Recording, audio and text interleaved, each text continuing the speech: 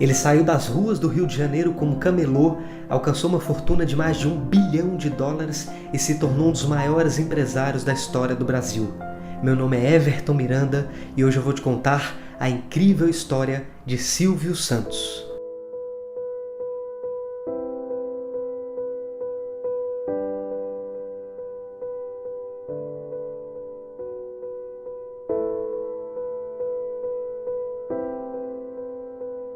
Silvio Santos nasceu no bairro da Lapa, no Rio de Janeiro, no dia 12 de dezembro de 1930, mas ele não nasceu com esse nome. Ele fez essa mudança muitos anos depois porque gostava do nome Silvio e, além disso, dizia que todo santo ajuda, por isso colocou vários no seu nome.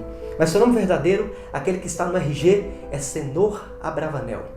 Silvio Santos nasceu em uma família simples. O seu pai fugiu da cidade de Salônica, na Grécia, para não servir o exército turco e foi ser jornaleiro na cidade de Atenas. Sem perspectiva nenhuma, pegou um navio e foi para Marselha, na França, onde se tornou uma espécie de camelô, vendendo pistache e amendoim em lugares públicos. Só havia um problema: essa atividade era proibida e ele acabou sendo preso e expulso do país. Logo em seguida, ele pegou um novo navio e desembarcou no Rio de Janeiro. Como ele falava vários idiomas, começou a trabalhar como intérprete e guia turístico. E algum tempo depois, juntou um dinheiro e abriu uma loja na Praça Mauá.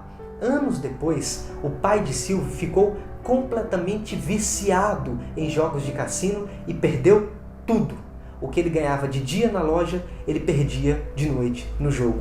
E é exatamente aí, nesse momento, que nasce a história de empreendedorismo de Silvio Santos. Ele ficou extremamente revoltado com aquilo que estava acontecendo com o pai e com apenas 14 anos largou um curso de contabilidade que estava fazendo para trabalhar e ganhar dinheiro. 2 meses depois, retornou, concluiu o curso, mas sem deixar a sua ambição para trás. Nesse momento, fica nítido, muito claro, a veia empreendedora que acompanhou Silvio Santos durante toda a sua trajetória. Digo que se o regime comunista amanhã me acordar dizendo assim: Silvio Santos, que virou comunista, virou? O que eu tenho que fazer? Plantar cana? Eu vou ser o melhor plantador de cana. Eu vou doutrinar e vou ser chefe do partido, não para ganhar dinheiro, nem pelo poder, pela satisfação de fazer o melhor de mim. Agora, eu digo também, se chegar um partido de ser agora é o partido não trabalhista, o que é isso? Não precisa trabalhar, só jogar buraco, ler, nadar, pescar, eu mudo de país. Embora ainda muito jovem, Silvio já era extremamente inteligente e visionário.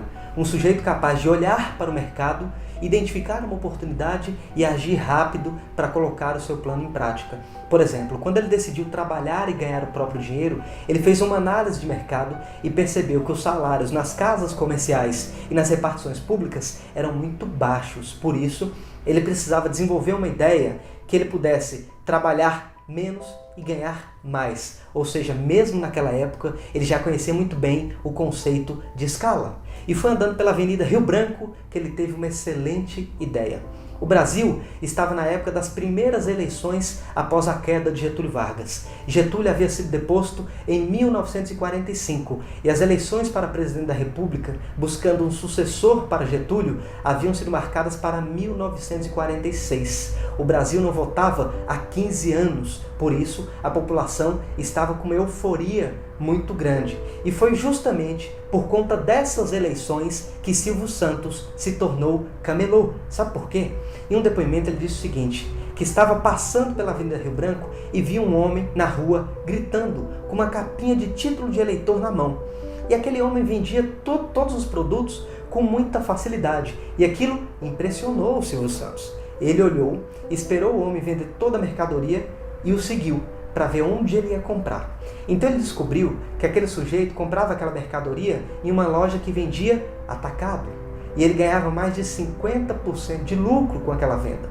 Silvio esperou o homem sair e comprou uma capinha por 2 cruzeiros. Ele foi para a avenida e rapidamente vendeu, dizendo que era a última. Então ele voltou na loja, comprou mais 2, guardou uma no bolso, levantou a outra e começou a gritar novamente que era a última. Vendeu rapidamente. Tirou a outra do bolso, gritou de novo que era a última e vendeu. Então ele foi na loja mais uma vez, comprou mais e mais. E foi assim que Silvio Santos se tornou camelô. Ele trabalhou muitos anos nessa profissão e faturou alto. Silvio vendeu capinhas para títulos de eleitor, caneta e chegou a faturar um valor equivalente a 3 salários mínimos por dia.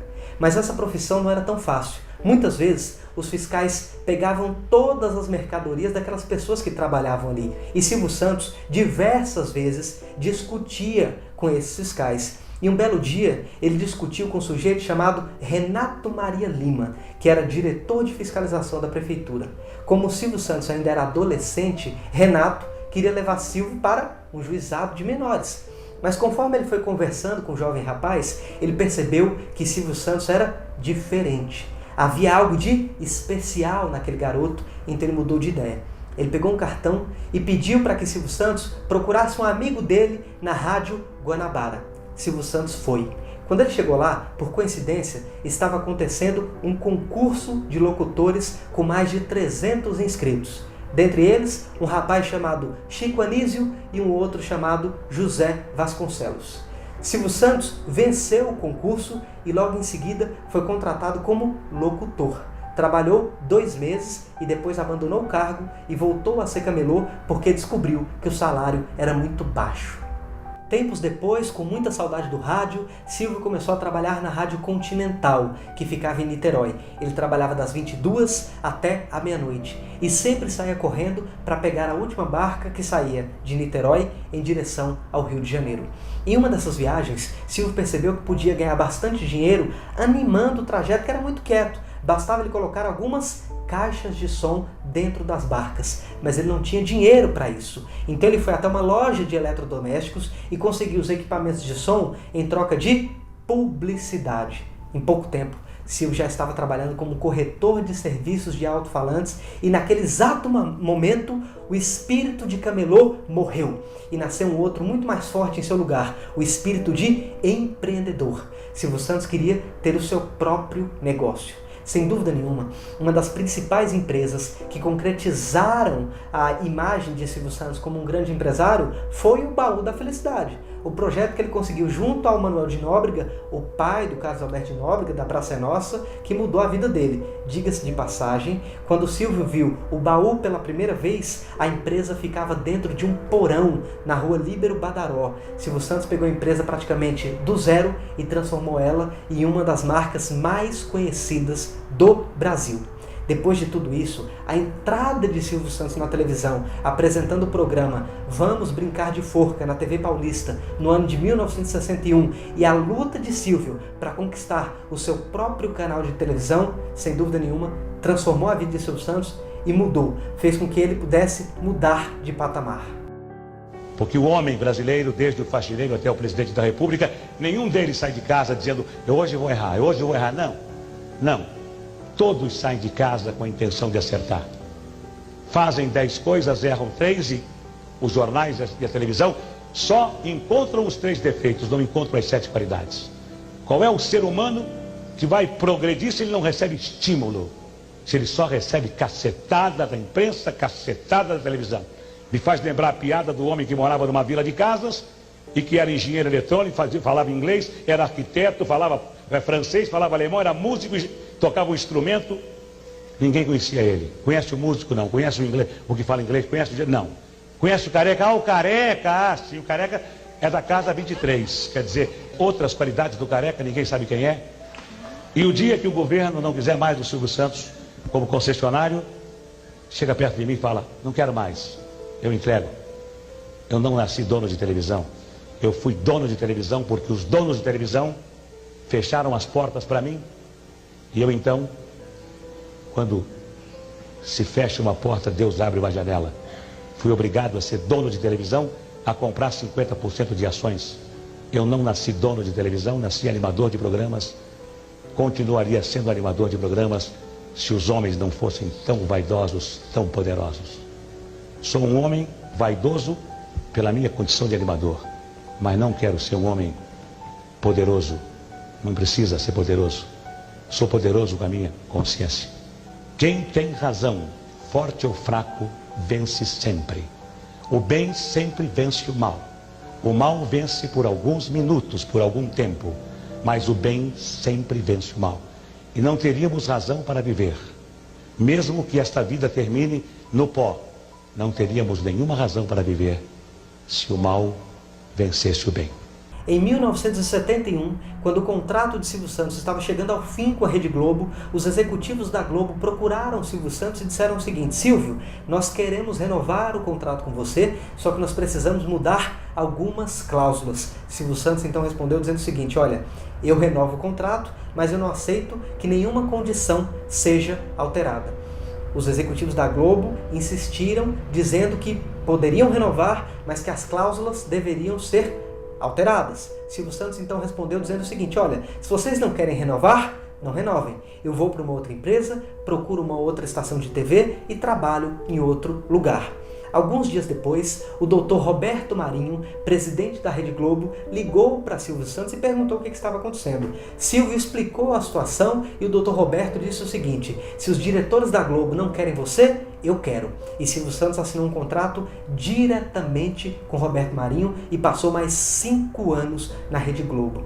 Alguns tempos depois, Silvio comprou 50% da Rede Record e finalmente era sócio de uma estação de TV no Brasil. E finalmente, em 1981, com investimento inicial de $40 milhões, nascia o SBT, Sistema Brasileiro de Televisão, e Silvio Santos definitivamente marcava o seu nome na história da comunicação brasileira. O público telespectador, que há muitos anos acompanha o meu trabalho pelo rádio e pela televisão, desde os tempos do saudoso Manuel de Nóbrega. Agradecer principalmente às senhoras donas de casa, minhas fiéis companheiras, que passam o domingo comigo, enquanto a criançada vai à praia, enquanto os maridos vão passear e vão ao futebol. Perguntaram ao povo, numa pesquisa, para quem o governo deveria dar os canais de televisão. E o povo respondeu: Silvio Santos. Eu sempre acreditei e acredito que a voz do povo é a voz de Deus. E é pela vontade de Deus, e é pela vontade do povo, que hoje estou aqui, assinando este contrato com o Ministério das Comunicações e também assumindo a responsabilidade de 4 canais de televisão que se integrarão ao SBT. Estamos assumindo hoje esta responsabilidade. Vamos orientar a ex-TV Tupi de São Paulo, a ex-TV Marajoara de Belém do Pará, a ex-TV Piratini de Porto Alegre e a ex-TV Continental do Rio de Janeiro. Para os meus colegas que estão aqui me fotografando, eu quero dizer a eles que eu serei muito mais colega e muito menos patrão. Eu não poderia agir de outra forma. Eu conheço as suas dificuldades, eu conheço os seus ideais, eu sei da vontade que todos têm de trabalhar nesta profissão que é apaixonante, e ela é apaixonante pelas alegrias, pelas surpresas, pelas frustrações, pelas decepções do nosso dia a dia. Mas quem entra nessa profissão nunca mais quer sair. Não vou decepcionar aqueles que me incentivaram, aqueles que me ajudaram, aqueles que me apoiaram. Neste momento, eu acabo de assinar um contrato com o Ministério das Comunicações, como eu já disse, um contrato, e esse contrato foi assinado e nós estamos transmitindo este ato. Nesse momento está no ar a TVS Canal 4 de São Paulo. E muita gente pergunta para mim: ô Silvio Santos, por que TVS? É TV Silvio Santos? Bem, é TV Silvio Santos porque, carinhosamente, os cariocas dizem que é. Não sei se os paulistas também vão chamá-la de TV Silvio Santos, mas não é TV Silvio Santos. É que nós tínhamos os estúdios de televisão fazendo os nossos programas. O meu programa já faz 22 anos que ele está no ar. fazíamos os nossos programas num estúdio chamado Estúdio Silvio Santos. E quando o governo nos deu um canal de televisão, esse canal ficou sendo a TV dos estúdios. Então, a TV Estúdios. Por esta razão, o nome TVS, Canal 4 de São Paulo, que está no ar. E está no ar cumprindo a sua finalidade de abrir um novo mercado de trabalho e de oferecer a vocês, telespectadores, uma opção, uma programação variada, repleta de atrações. Bem, parece que a luta terminou. Embora o Mauro Salles tivesse dito para mim agora: ô Silvio Santos, não terminou, começou. É possível que tenha terminado, é possível que vá começar, mas eu peço a Deus que me dê saúde, eu peço a Deus que me ilumine, que me ajude, e peço a Deus também que abençoe o nosso país e que abençoe este povo admirável, este povo carinhoso que nele vive. A todos vocês, muito obrigado. Ao contrário do que muitas pessoas pensam, Silvio Santos não é apenas um gênio da televisão. Ele é também um empresário muito acima da média, sem dúvida nenhuma, um dos maiores da história do Brasil. Só para vocês terem uma ideia, ao longo da sua trajetória, Silvio criou uma estrutura circular, ou seja, um modelo de negócios onde todas as empresas estão interligadas. Um negócio vai puxando o outro e assim por diante. Só para você ter uma ideia, eu vou dar alguns exemplos para que isso fique bem claro. Para aproveitar melhor o espaço publicitário dos seus programas de televisão, que naquela época só tinha o Baú da Felicidade como anunciante, Silvio Santos criou uma empresa chamada Silvio Santos Publicidade Limitada. Para aproveitar melhor o Baú da Felicidade, ele começou a sortear casas e criou uma construtora chamada Cisan. Logo em seguida, ele teve a ideia de vender produtos a crédito e criou uma empresa chamada Baú Financeira. Depois, ele começou a sortear carros e criou uma concessionária chamada Vimave. Depois, ele teve tanto dinheiro que comprou um banco, o Banco Pan-Americano, que foi vendido em 2011 por 450 milhões de reais para o BTG Pactual. Você percebe como dentro dessa estrutura, todas as empresas, uma consome da outra? Então esse tipo de modelo de negócio deixa muito claro a visão e a capacidade empreendedora de Silvio Santos. Que não deve preocupar quem quer se meter em qualquer tipo de negócio é não se preocupar com os elogios ou com as críticas. Se você vai entrar em qualquer mercado, não importa que esse mercado tenha um líder e que você nunca possa se aproximar do líder, se você não sonhar alto, se você administrar bem a sua empresa com os pés no chão, não se preocupando nem com o primeiro colocado, nem com o segundo, nem com o último colocado, se você fizer aquilo que a sua intuição manda e usar bom senso, deixando de lado a vaidade, você tem todas as possibilidades de conseguir o seu objetivo. Não tenha dúvida. Só não consegue o objetivo quem sonha demasiado. Só não consegue o objetivo quem pretende dar o passo maior do que a perna. Só não consegue o objetivo quem acredita que as coisas são fáceis. Todas as coisas são difíceis. Todas as coisas têm que ser lutadas. E quando você consegue uma coisa fácil, desconfie, porque ela não é tão fácil quanto parece. Continue trabalhando, continue apostando na sua intuição, continue com os pés no chão e não se importe com o que a sua esposa fala, com o que os seus filhos falam, com o que os seus amigos falam. Se importe com aquilo que você vive o seu dia a dia. Pelo menos foi assim que eu consegui, de camelô a ser banqueiro. Hoje as empresas que compõem o Grupo Silvio Santos são as seguintes: a Cisan, que é o braço do grupo para o mercado imobiliário, o Hotel Jequitimar, que é o Grande Hotel de Silvio Santos, o Jequiti, que é a maior aposta de Silvio Santos depois do Banco Pan-Americano e uma das empresas mais conhecidas do grupo, o Baú da Felicidade, o Baú de Ouro do Senhor Abravanel, a Liderança Capitalização, que é a dona da famosa Telecena, a TV Alphaville, que é uma empresa que faz a implantação de sistemas de TV a cabo em algumas regiões do Brasil, e SBT, a gigante da televisão brasileira, que é O Grande Amor de Silvio Santos. Hoje, aos 89 anos de idade, Silvio é um dos líderes mais admirados do país. Talvez não haja, no mundo inteiro, um personagem de televisão tão conhecido, tão respeitado e imitado como Silvio é aqui no Brasil. Mas nós não podemos esquecer do empreendedor, que vai muito além desse personagem de televisão. O homem que saiu do nada, numa esquina do Rio de Janeiro, vendendo canetas e se tornou um dos homens mais importantes da história do Brasil. Eu gostaria de encerrar esse vídeo com uma mensagem de Silvio Santos falando sobre um dos principais ingredientes do empreendedorismo, uma palavra mágica chamada atitude. Se você gostar desse vídeo, não se esqueça de se inscrever no nosso canal do YouTube. Um grande abraço e até a próxima.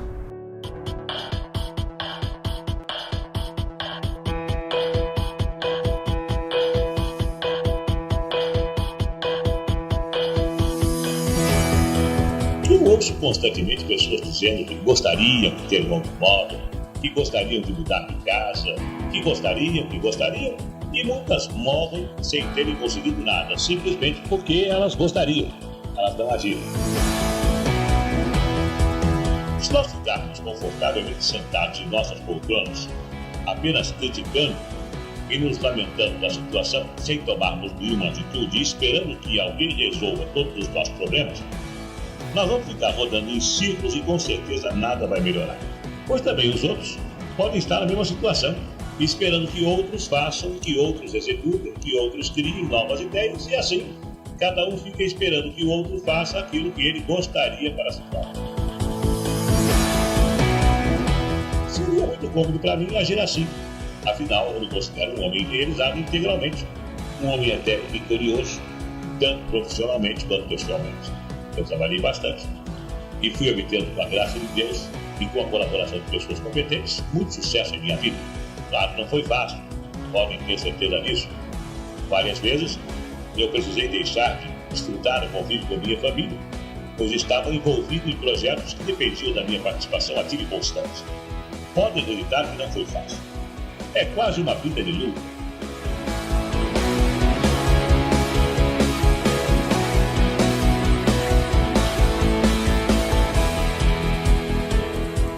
Quantas coisas eu deixei de fazer, quantas horas de lazer eu perdi, em nome do compromisso, em nome da responsabilidade, em nome do dever. E valeu a pena, sabe? Eu não tive medo de correr riscos. Isso hoje me dá muita autoconfiança, porque a experiência da minha vida me mostrou que é possível fazer qualquer coisa desde que nós estejamos dispostos a trabalhar. E porque eu também quero utilizar tudo aquilo que eu sei e partir para a ação. Eu quero começar a agir, eu quero fazer a minha parte.